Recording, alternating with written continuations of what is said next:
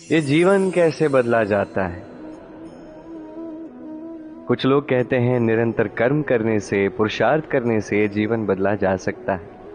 आज मैं आपको समझाऊंगा कि एक क्षण, समय और निर्णय कितने अधिक महत्वपूर्ण होते हैं।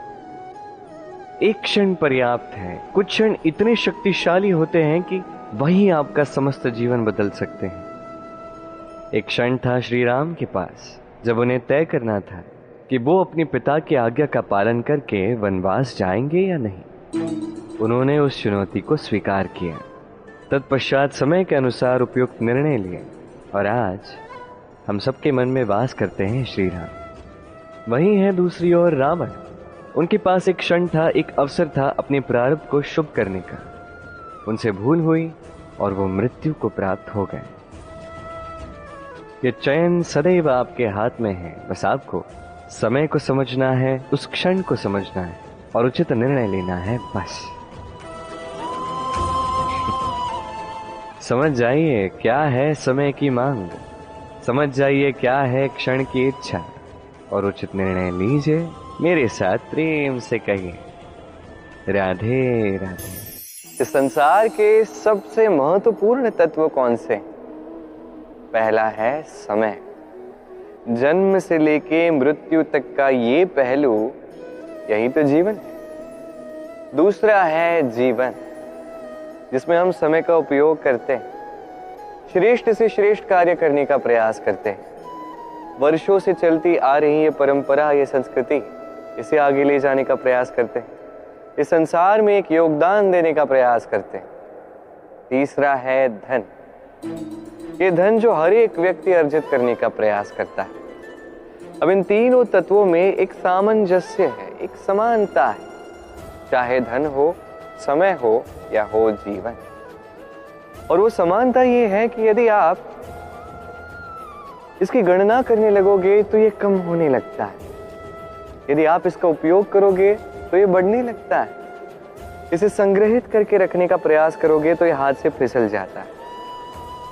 किंतु यदि आप इसे संभालना सीख जाओगे तो ऐसा कार्य करोगे जिससे संसार के साथ साथ आने वाली पीढ़ी का भी लाभ होगा। यदि कुछ सीखना है तो संभालना सीखिए, गणना करना या संग्रहित करना नहीं। आइए मेरे साथ प्रेम से कहिए, राधे राधे। विशाल ये सागर, कहते हैं जीवन की उत्पत्ति सागर से ही हुई और उचित भी है। यही सागर हमें भिन्न भिन्न प्रकार की वनस्पतियां प्रदान करता है, मणि और मुक्ता देता है। हम कितने छोटे हैं इस बात का आभास हमें करवा देता है, हमें प्रेरणा देता है कि हम भी सागर की भांति विशाल बने। इस सागर के कई सारे गुण हैं जो हम सीख सकते हैं। आज मैं बात कर रहा हूं एक विशेष गुण की।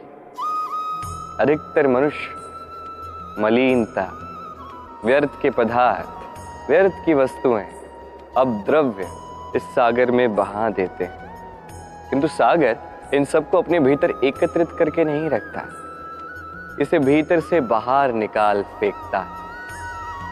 यह अत्यंत श्रेष्ठ गुण है। किंतु इस कार्य को साकार करने के लिए भी सागर को एक तट की आवश्यकता होती, जहां सागर इन सभी वस्तुओं को निकाल फेंकता है। अब मनुष्य भिन्न नहीं है, मनुष्य को भी तो एक तट की आवश्यकता होती ही है। यह तट हो सकता है हमारे गुरु हो, माता पिता हो, भाई हो, मित्र हो, या हो सकता है वो समस्याएं हो जिनसे हम दूर भागते हैं। क्योंकि जब आप इन समस्याओं से मिलोगे, इसका सामना करोगे, अंत में आपको सीख ही मिलेगी। सबसे अधिक आवश्यक है इस मन को पवित्र करना, और इसका एक ही उपाय है, इस मन का मंथन। इस मन का मंथन करोगे तो पूर्ण रूप से पवित्र होगे और ये मन आपको तो ज्ञात ही है, प्रसन्न होकर कहेगा, राधे राधे। बंद मुट्ठी तो लाख की, खुल जाए तो राख की। अब ऐसा क्या होना चाहिए इस बंद मुट्ठी में जो ये लाख की बनी रहे? सोच और स्वप्न। मनुष्य जन्म लेता है, उसकी सोच समय के साथ उभरती है, सोच के अनुसार वो स्वप्न देखने लगता है और उन स्वप्नों को पूर्ण करने के लिए वो परिश्रम करता है। किंतु एक अत्यंत महत्वपूर्ण बात है जो आपको स्मरण रखनी चाहिए। आपकी ये सोच, आपके ये स्वप्न, ये आपके नियंत्रण में होने चाहिए।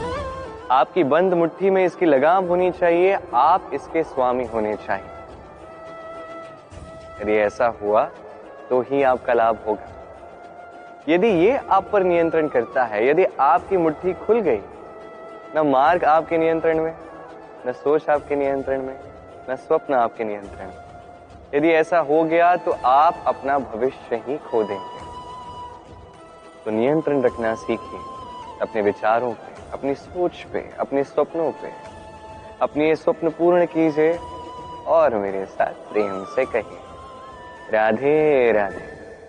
वनस्पति उगाने के लिए हमें किसकी आवश्यकता होती है? एक धरा की, थोड़े परिश्रम की और एक बीज की। अब यदि मनुष्य की बात की जाए तो यहाँ पे धरा है मनुष्य का ये जीवन, जिसमें अपनी इच्छा के फल फूल वो उगाना चाहता है। परिश्रम है हमारा कर्म और बीज है हमारा चयन। हमें चयन करना है कि हमें क्या बोना, आम या बबूल, इनमें से हमें क्या पाना है। रसीले फल उगाने हैं या कांटे उगाने हैं, हम पर निर्भर करता है। किंतु एक बात तो है, लक्ष्य जो भी हो, जीवन जैसा भी हो, यदि आप लक्ष्य की ओर आगे बढ़ रहे हैं तो आप कर्मों के साथ मनमानी नहीं कर सकते। यदि आपने ऐसा किया तो ये आपको एक अनुचित लक्ष्य तक पहुंचा देंगे, ये निश्चित है। सदैव स्मरण रखिएगा, कर्मों के साथ मनमानी अर्थात कर्म फल आपके साथ मनमानी करेगा। तो सच्ची निष्ठा से कर्म करते जाइए, अपने लक्ष्य को प्राप्त कीजिए और मेरे साथ प्रेम से कहिए राधे राधे। सागर की लहरें तट की रेत से टकराकर, पाषाणों से टकराकर उसका आकार ही बदल देती। कटीले नुकीले पत्थर इन पे घिस घिस कर इन्हें गोल बना देती। किंतु ये सागर की लहरें, इनका स्वयं का आकार कभी नहीं बदलता। भला ऐसा क्यों? क्योंकि ये बिखर कर भी पुनः जुड़ना जानती। अर्थात जब ये लहरें बिखरती हैं तो ये मतभेद अवश्य है, किंतु इनका पुनः जुड़ना ये एकता का प्रतीक है। देखिए, वाद विवाद, तर्क वितर्क, मतभेद ये जीवन का अभिन्न अंग है, किंतु इन्हें कभी मन में प्रवेश ना करने दें। यदि मन में प्रवेश कर भी जाएं तो वहां इन्हें वास ना करने दें, इन्हें निकाल फेंकें। ये वाद विवाद, तर्क वितर्क, मतभेद, इन्हें जीवन भर साथ लेकर मत चलिएगा। यदि साथ लेकर चलना है तो सबको साथ लेकर चलिए, लहरों की भांति। एकता में विश्वास रखिए, साथ मिलकर आगे बढ़ोगे तो दूर तक पहुंचोगे, अन्यथा केवल दूर की सोच ही पाओगे। क्या चाहते हैं आप? निर्णय आपका है। आइए और मेरे साथ प्रेम से कहिए राधे राधे। आपने ये सुना होगा, एक नन्हा सा बालक ईश्वर का स्वरूप होता है। अब भला ऐसा क्यों कहा जाता है? क्या आपने कभी ये सोचा है? मैं आपको बताता हूं। किसी नन्हे से बालक को देखिए, वो क्या करता है? सबको समान दृष्टि से देखता है। उसके मन में ना तो कोई छल है, ना कपट है, ना अहंकार है, ना किसी बात की चिंता है। सबको समान दृष्टि से देखता है और स्वयं में ही प्रसन्न रहता है, सारे विकारों से मुक्त।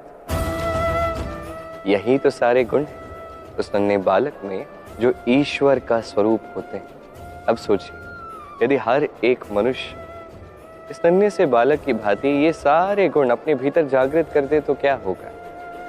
वो भी ईश्वर तुल्य ही बन जाएगा। तो आप भी यही कीजिए, इस मन को विकारों से मुक्त कीजिए एक नन्हे से बालक की भांति। मन में ना कोई चिंता रखिए, ना मोह, ना क्रोध, न किसी प्रकार का छल कपट। सबको समान दृष्टि से देखिए और स्वयं में प्रसन्न रहना सीख जाइए। ये मन प्रेम से कहेगा राधे श्वान। राधे। बड़े लोकप्रिय होते हैं श्वान, अत्यंत निष्ठावान, अत्यंत सतर्क रहते, छोटी सी मूर्खता करते। इन्हें अस्थि चबाना अत्यंत भाता है। चबाते चबाते इनके मसूड़े छिल जाते, उनसे रक्त बहने लगता है। इस रक्त का वो पान करते हैं और इन्हें लगता है कि ये रक्त जो है अस्थि से ही निकल रहा है। उन्हें लगता है कि बाहर से हमें यहाँ से आनंद मिल रहा है, पर वास्तविकता तो ये है कि ये तो उन्हें हानि पहुंचा रहा है। हम मनुष्य, हमारे साथ भी कुछ ऐसा ही होता है।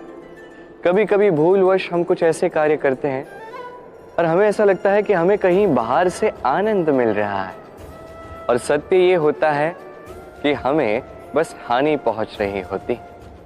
ये एक बहुत बड़ी सीख है जो हमें सीखनी चाहिए। वो ये है कि हमें समझना चाहिए कि कब हमें लाभ हो रहा है और कब हम हानि को लाभ समझ बैठते हैं। ये सीख आपने प्राप्त कर ली तो इस संसार में आपसे अधिक प्रसन्न और कोई नहीं रहेगा। तो आइए और मेरे साथ प्रेम से कहिए राधे राधे।